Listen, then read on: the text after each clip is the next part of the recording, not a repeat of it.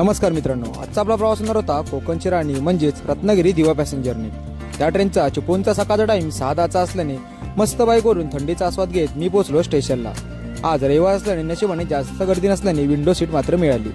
त्याहून जास्त सुख कोणतंच नाही। मग काय, ट्रेन मधील सर्व फेरीवाल्यांचे डायलॉग ऐकत आपला प्रवास सुरू झाला। अंजनी, खेड, दिवाणखवटीचा तो मोठा बोगदा आणि उरलेले 16 स्टेशन असा मोठा प्रवास करून पोहोचलो पनवेलला। आता सुरू झाला मुंबईची लाईफलाईनचा म्हणजेच लोकल ट्रेनचा प्रवास। रविवार असल्याने आज मेगा ब्लॉक। मग पटकन जाऊन तिकीट काढली आणि वाशीला जाऊन उतरलो। इथून मात्र ठाण्याला जाणारी ट्रेन तब्बल 40 मिनिटांनी आली। लगेच ट्रेन पकडली आणि तो कंटाळवाणा चेहरा घेऊन मी पोहोचलो ठाण्याला। ट्रेनमधली जीवघेणी गर्दी अनुभवत पोहोचलो घाटकोपर मेट्रो स्टेशनला। तिथे देखील ही मोठी लाईन। आजचा दिवस खराबच। लगेचच अंधेर तिकीट काढून तिकीट स्कॅन करून धावत धावत का होईना वर्सोवा ट्रेन पकडली। त्यात पण गर्दीच, म्हणजे नक्की म्हणावं तरी काय। तिथे पण उभ्याने प्रवास करत पोहोचलो LIC अंधेरीला।